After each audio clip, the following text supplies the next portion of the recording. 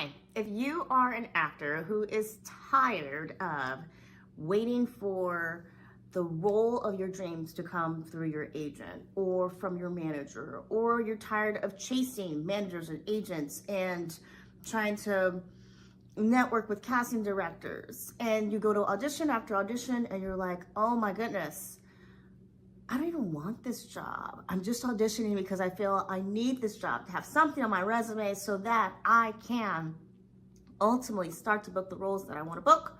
Well, it's time you get to work. So yes, the art of looking for work is exhausting and frustrating. And at some point, I hope your acting career is at a level where people are just sending you material. They want you so bad. But chances are, if you are watching this video, that is not the point you were at. Or maybe you were at that point.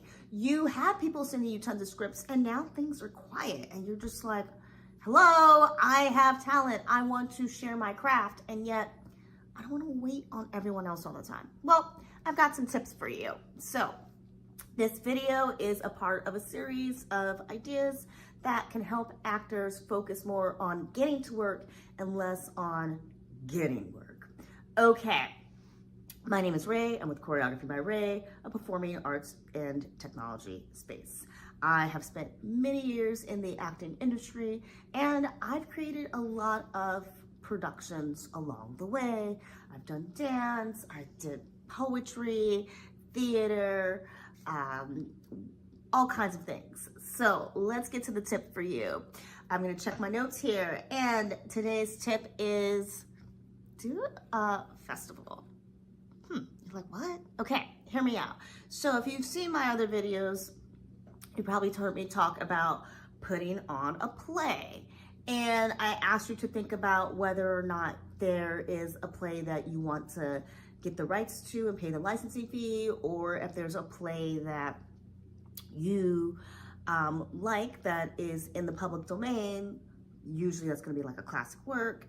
And so doing a play that already has a reputation and then performing that. We also talked about putting out notices and letting playwrights know, hey, I'm looking for a play. I will produce your play. And especially if you are living in a major city, this is very appealing to playwrights. I was like, wait, someone wants to take my words and put them to perform. That would be so cool. So there were those ideas.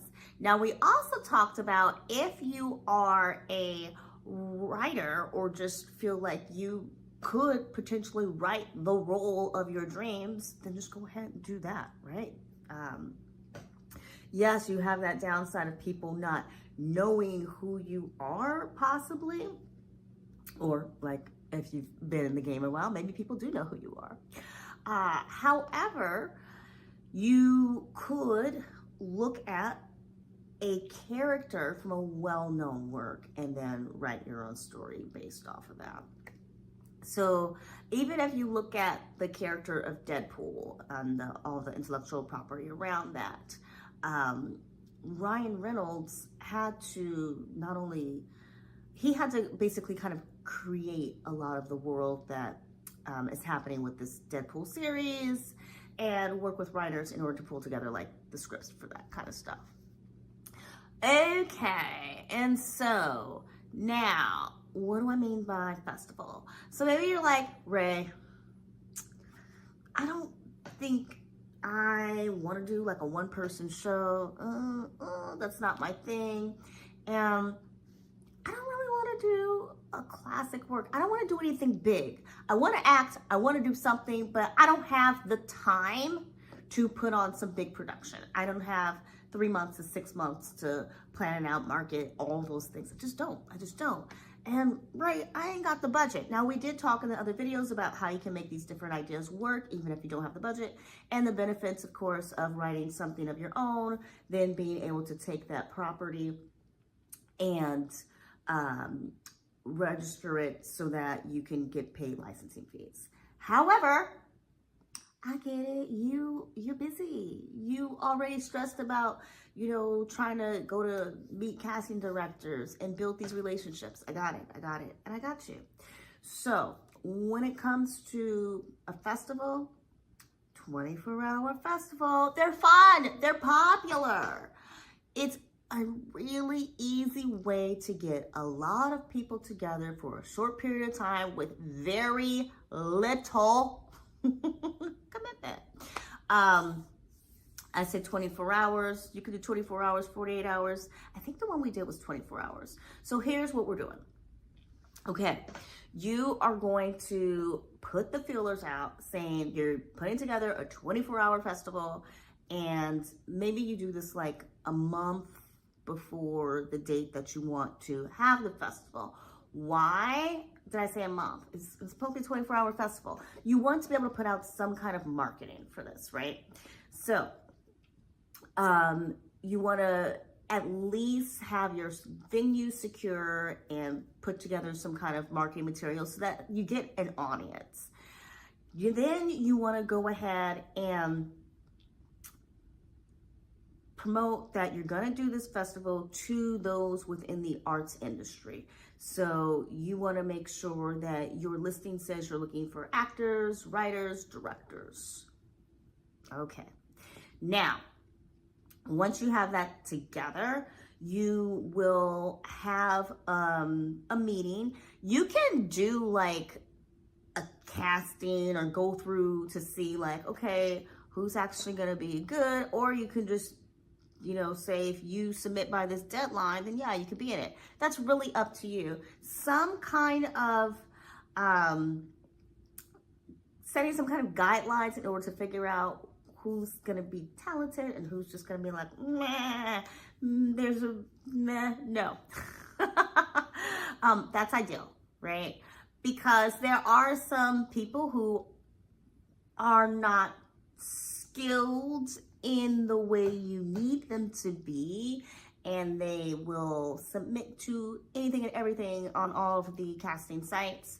And you start to know these people because they kind of start to submit to like everything you post, if you happen to post a lot of things.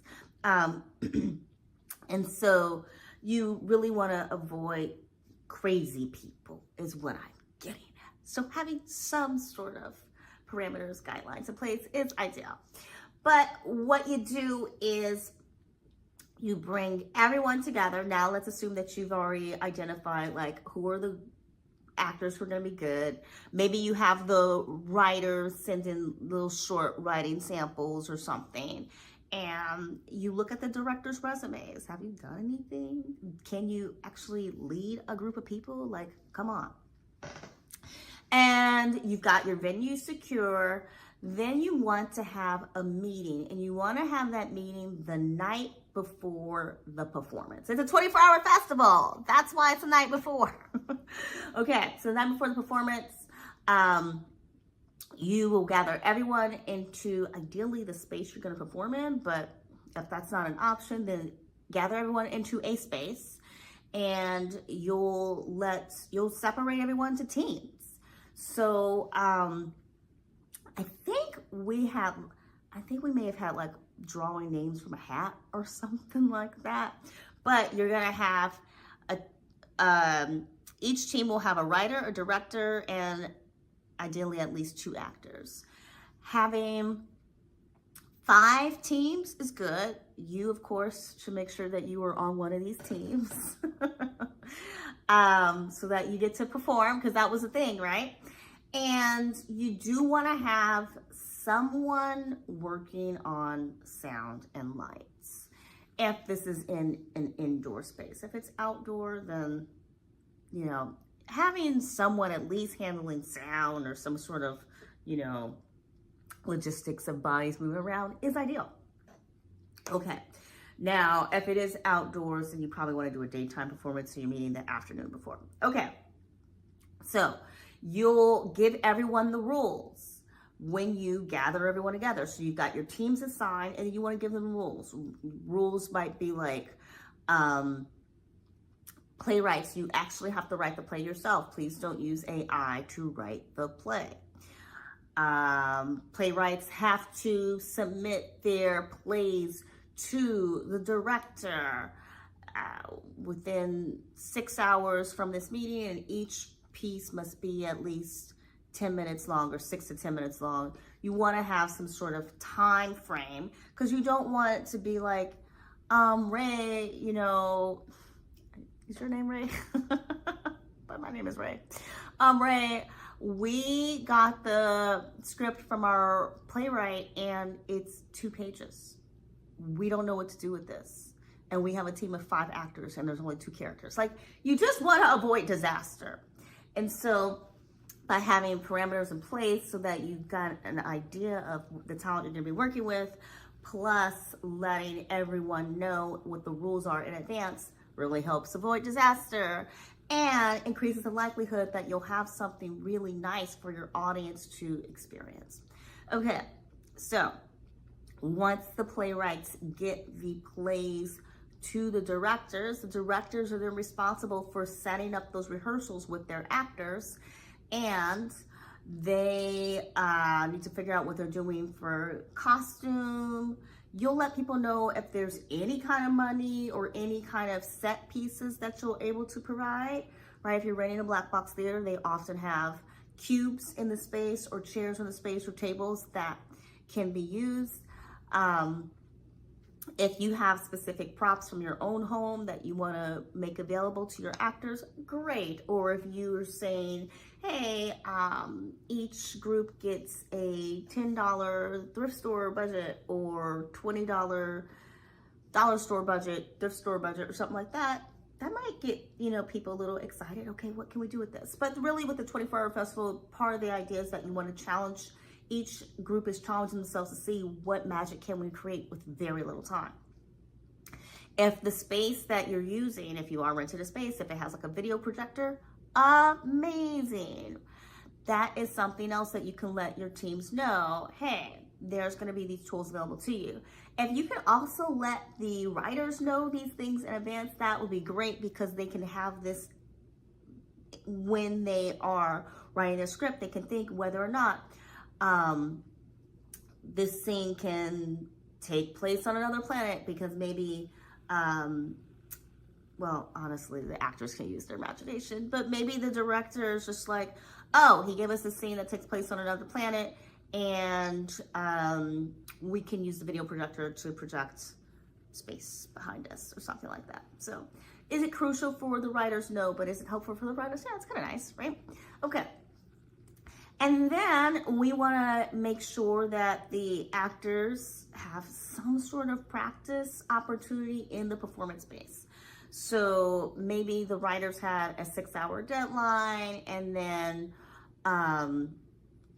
24 minus 6, okay, we've done 18 hours. You have to tell everybody about the event, so that's going to take an hour to 2 hours. You know, people got to get home, stuff like that. Okay, so now we're down to 16 hours. And then people are figuring out their rehearsals. Maybe you allow for a 2-hour window of tech and like dress rehearsal in the space. Maybe you have 2 hours for that. Maybe you have 4 hours for that. Maybe you ain't got no time for that. I don't know, right? But you make that happen, hopefully. And so then you are basically, hey, it's showtime. So if we met at 6 p.m. or, I don't know, 7 p.m. on Friday night, then showtime is 7 p.m. Saturday night. And it's fun for the audience. It's fun for the actors. It's a little scary for the directors because they're like, oh my gosh, is this gonna come together? It's fun for the writers, and people are just excited to see like what was created. And a lot of really amazing stuff can be created in a really short period of time with very little money and very little time commitment from you. Yay! So, and maybe you haven't had anything to invite your manager to in a while or your agent to in a while. Are they gonna come? Maybe not, probably not. But you can say, hey, hope all is well. I've been busy putting together this 24-hour festival, super excited about it. Would love if you can come if you happen to be in the area. Bing, right? You know, so great little marketing for you, great way to, of course, make sure that you are acting and doing something. It's an opportunity for you to put out press releases, letting the world know you are still out there performing. And of course, it is less stressful and less expensive than putting on a big production. Gets you a little community of actors to work with, because if you like somebody that you worked with, or a director or writer, maybe you'll want to work with them again in a different capacity. And so if you felt like, oh, 24-hour festival, I don't know if I could do that, or yo, Ray, I just don't like theater, it's okay, I got you. Go ahead and check out the next video.